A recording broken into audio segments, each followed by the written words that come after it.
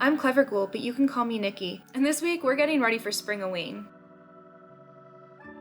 Now that it's spring, a few things have happened. Firstly, it's getting sunnier out, it's getting a little bit warmer, my allergies are flourishing, but most importantly, we're halfway to Halloween.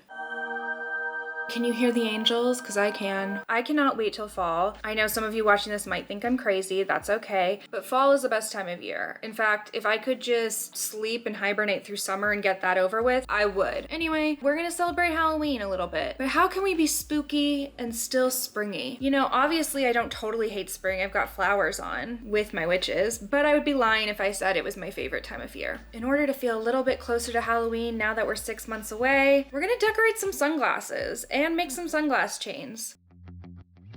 So here's what we have. 2 different pairs of sunglasses. We have these skull beads, colorful black iridescent beads, 4 colors of polymer clay, some letter beads, bead-along wire, a paint pen, and we have hot glue and E6000. I'll probably be using E6000 today. I'm also going to sculpt some beads and some little pieces with the polymer clay and bake those. So let's get into it. Okay, so the first thing I'm gonna do is I'm gonna take this E6000 and I'm gonna glue down these letters that say boo on what will be the top right corner when I wear the glasses. You wanna be really careful with E6000 and make sure that you have some windows open for ventilation. Now that I've glued down boo, I'm gonna let that dry for a little bit, but now we're gonna start working on this pair of sunglasses. Now originally I thought maybe I would just fill in these little, like these beveled parts here that come out. Then I thought maybe let's do a spider web, but I don't know that I can get that good of a line going across to make them spider webs. So what if I did spider webs on the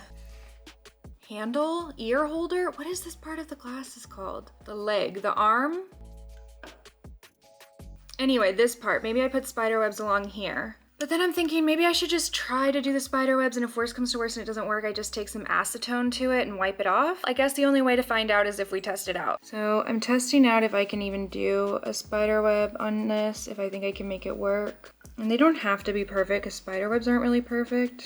I don't know, maybe we can make that work. Let's keep trying it out and see. So I'm not really the biggest fan right now of how these are looking. Like from afar, not so bad, but up close, they're just too thick and wonky, so I think I am going to go back and just fill in the petals. Anyway, I'm gonna take that off with acetone now, which you're probably seeing below, and hopefully that works out, because I think lighter fluid might work better, but I don't have any, and I don't really wanna go to the store. Fingers crossed that that works. Okay, we've officially cleaned these off, so now I'm gonna start filling in those beveled parts of the petals to make like a black and white pattern going around the flower part of the glasses. I'm still using the paint pen. I realize it's an oil paint pen, so I don't know that I'm gonna set it, but these things really hold on once you paint them down, so I'm not gonna worry about it. This is just a fun, easy project for me, but I think we'll be fine with just this oil-based paint pen. Only time will tell, but art is so fun. I think I'm gonna have to go around and do a second coat on these. Okay, so now I've got this first and second coat done. I'm gonna let these dry for a while. They do need to be cleaned up around the edges, and I'm gonna do that off camera, probably using more acetone, but I really want them to dry first. Now, before I start making the chains that are gonna hang from the glasses,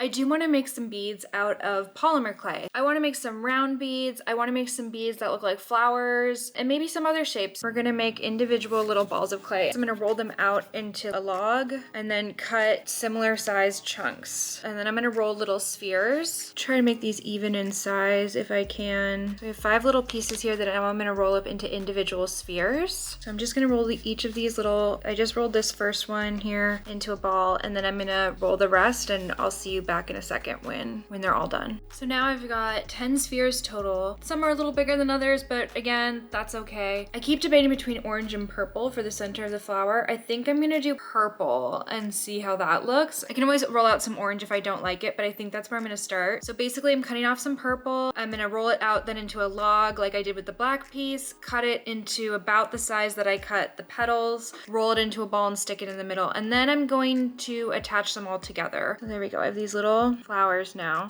And what I'm gonna do now is I'm gonna take this needle tool here and I'm gonna stab through the center so that I can thread string through them later. And I'm just kind of wiggling it back and forth as I go so that I'm not messing up the clay too much. Kind of flattened out the flowers. Okay, I made a little mistake, so I'm gonna try and roll these back out on one of the flowers and then redo it just like I did the second one. I fixed both beads, they both have a hole going through them. I'm gonna put them to the side and bake them soon, but in the meantime, while the oven's heating up, I was gonna try and maybe make make some more beads, just some round ones, square ones, just to see how I feel. I'm gonna do it maybe with all of the clay colors, and I guess you'll see that process below of me just rolling out, cutting, rolling, cutting, piercing, rolling, cutting, piercing, and so on. I just made some rectangular black beads, and now what I'm doing is I'm taking the needle, piercing it through the middle, and then rolling them out into cylinders while they're still on the needle so that they keep the beading hole. They're just gonna be little funky tube beads. I have this purple off to the side here that had gotten some black in it earlier, so I'm rolling that up, making a little log, and then I'm taking this thin chunk of black here and I'm gonna do the same thing, and I'm gonna twist it together and then roll them back up into a little ball. Oh cool, so we've got this like animal print sort of thing going on here. I'm gonna roll it back out into a log and then cut it into pieces and make beads. Now I'm mixing up some green and black together to make another swirly bead. These are gonna be spheres. I'm gonna make a bunch of these and just see how they turn out. I rolled out a log. I'm now rolling spheres in my hand, and then I'm taking the needle and just punching through to make a bead, and then just kind of reshaping them to be more spherical again, and repeat, repeat, repeat. So everything's in the oven baking right now. Polymer clay takes around 15 minutes per quarter of an inch. I'm gonna check it at 15 minutes. I know I said I would do this on the other glasses. I'm going to make spider webs on each side of these, and I'm gonna be using the paint pen to do so. The first thing I'm doing is drawing out on this chipboard here kind of the size and shape of the arm. I think I want them just to come down on the sides here, just like they're hanging down. So I think that's what I'm gonna attempt right now with the paint pen, which I guess you'll be seeing below. So now I've done the spider webs. They look really good on this side and really wonky on that side, but for now that's fine with me. I mean, my hair is probably gonna be blocking it most of the time anyway. So now that I have those, I'm gonna let those dry. And then with these, I cleaned them up. I think what I'm gonna do is I have two of these in this yellowy green color, and I was thinking about putting them on the side here, like a little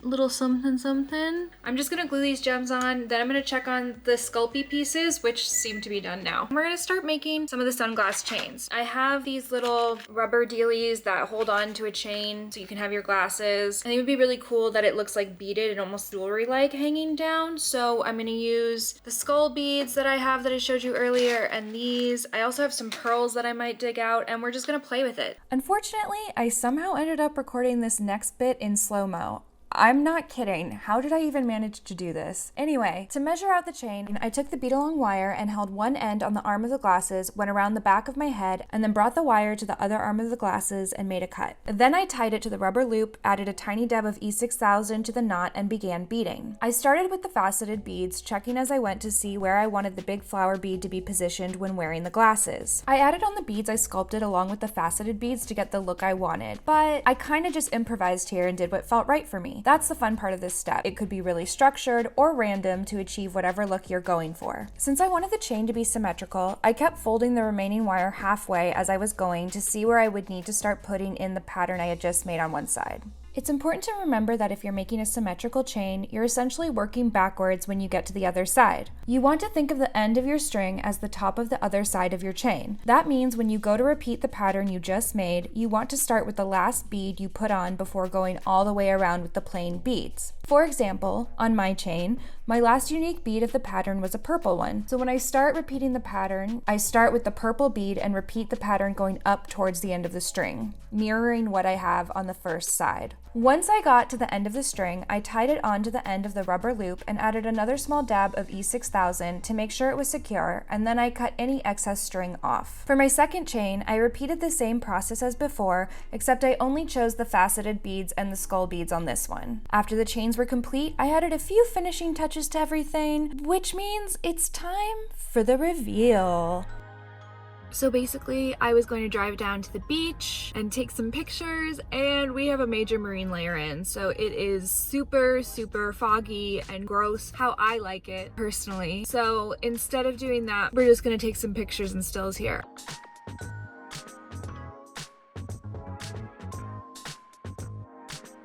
They turned out really cute. I love them. I added these little charms here that say stay spooky that are removable, so I can just take those off if I want to. I'm really pleased with this project. It was so easy and so fun to do, and now I think I'm ready for Spring-a-ween. Happy Halfoween! Don't forget to like, comment, and subscribe, and follow me on TikTok and Instagram at cleverghoul.yt. Thanks so much for watching. See you next week.